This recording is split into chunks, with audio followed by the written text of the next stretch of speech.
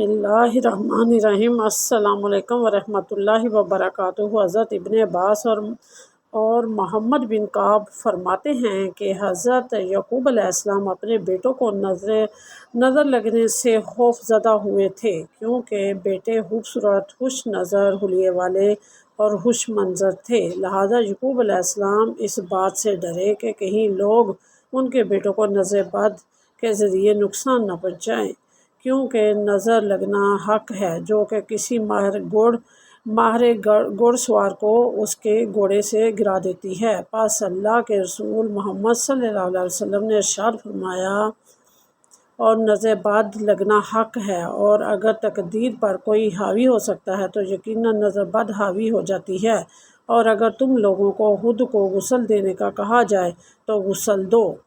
حضرت ام سلمہ رضی اللہ تعالیٰ عنہ سے روایت ہے کہ ایک دفعہ رسول اللہ صلی اللہ علیہ وسلم ان کے گھر تشریف لائے، اور ان کے پاس ایک بچی بھی تھی جس کے چہرے پر پلاہٹ اور کمزوری تھی۔ تو رسول اللہ صلی اللہ علیہ وسلم نے ارشاد فرمایا،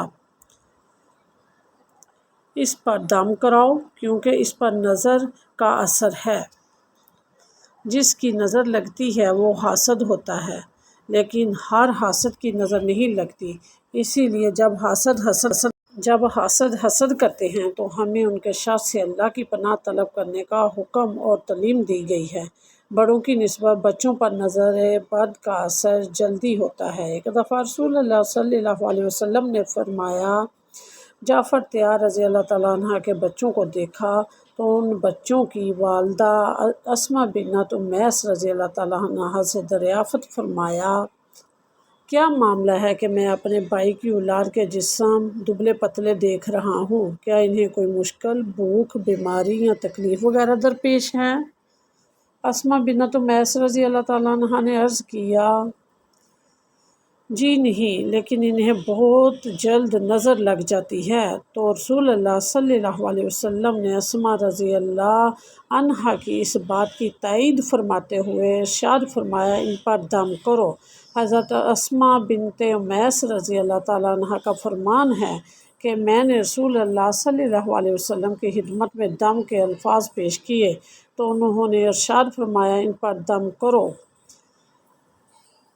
مراد وہ الفاظ ہیں جن کے ذریعے اللہ تعالیٰ کے حضور نظر بد، جادو، عصیب اور بیماری وغیرہ سے نجات اور شفا طلب کی جاتی ہے، اور کسی شک اور شبے کے بغیر یہ کہنا حق ہے کہ اس کام کے لیے قرآن کریم کی آیات مبارکہ اور رسول اللہ صلی اللہ علیہ وسلم کی صحیح ثابت شدہ احادیث مبارکہ میں بیان کردہ الفاظ کے علاوہ کوئی اور الفاظ استعمال کرنا جائز نہیں۔ نظر بد کی پہچان: نظر بد یا جادو اور عصیب کا اثر ہونے کی بہت سی علامات ہوتی ہیں۔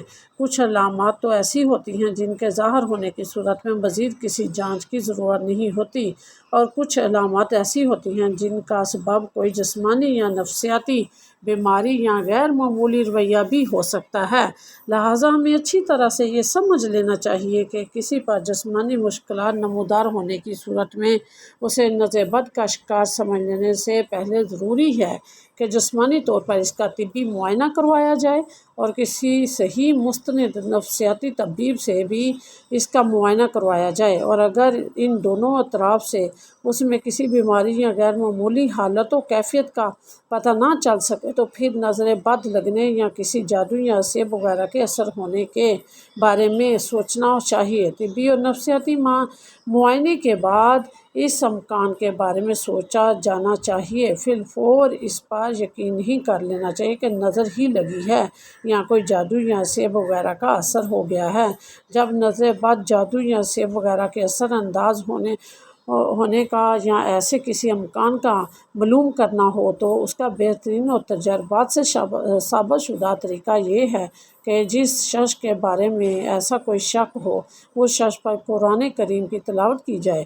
ان آیات کی تلاوت جو صحیح عقیدے اور عمل والے علماء کے تجربات کے مطابق اور بلا شک و شبہ اللہ تعالیٰ کی مشیت سے ایسے معاملات میں علاج کی تاثیر رکھنے والی ہوتی ہے۔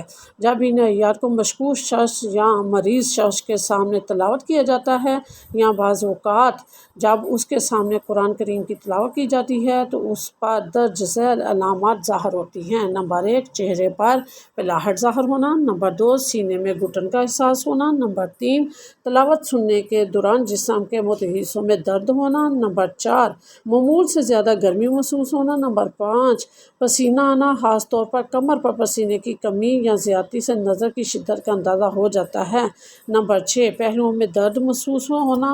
نمبر 7 بے چینی کی کیفیت ہو جانا اور ادھر ادھر دیکھتے اور متوجہ ہوتے رہنا۔ نمبر 8 رونا یا کسی سبب کے بغیر اور رونے کی کیفیت کے بغیر آنسو جاری ہو جانا۔ نمبر 9 کسی وقت یہ حالت پاس بیٹھے ہوئے لوگوں پر بھی ظاہر ہو جاتی ہے جو کہ علاج کی غرض سے نہیں بیٹھے ہوتے۔ ایسی صورت میں معالج کو ان کی طرف بھی توجہ کرنا پڑتی ہے، لیکن دیکھنے والوں پر عموماً یہ اثر مریض کی حالت دیکھنے یا آیات شریفہ کو سمجھنے کی وجہ سے ظاہر ہوتا ہے۔ اسے یہ نہیں سمجھا جانا چاہیے کہ وہ لوگ بھی کسی نظر بد، جادو یا سحر وغیرہ کا شکار ہیں۔ نمبر 10 پہلوؤں کا پھڑکنا اور جسم کے متحد حصوں کا بلا ارادہ خود بخود حرکت کرنا۔ پھڑکنے سے اور حرکت کی کیفیت، رفتار اور انداز سے بھی علاج کرنے والوں کو نظر بد کی قوت کا اندازہ ہو جاتا ہے۔ نمبر 11 دل ڈوبنے کی کیفیت وارد ہونا۔ نمبر 12 پٹھوں کا اکڑنا، کھینچنا اور درد ہونا۔ نمبر 13 نیم بے ہوشی اور بے حواسی محسوس ہونا اور کوئی بھی کام کرنے کی قدرت نہ پانا۔ نمبر 14 پہلوؤں میں ٹھنڈک کا احساس ہونا۔ نمبر 15 کسی طبی اور مادی سبب کے بغیر جسم پر نلاہٹ اور سبزی مائل دبوں کا ظاہر ہونا۔ نظر بد کا علاج نبی صلی اللہ علیہ وسلم جو جبرائیل علیہ السلام نے رسول اللہ صلی اللہ علیہ وسلم پر کیا۔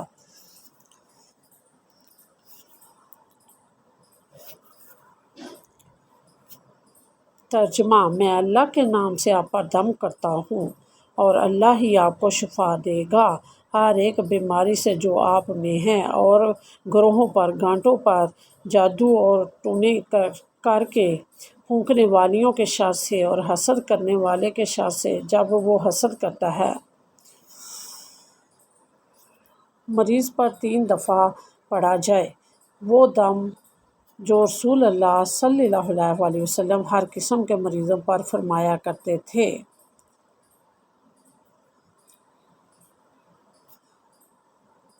تکلیف کو مٹا دے اور اے لوگوں کے رب، شفا دینا صرف تیرے ہی ہاتھ میں ہے۔ بیماری، تکلیف وغیرہ کو دور کرنے والا تیرے سوا اور کوئی بھی نہیں۔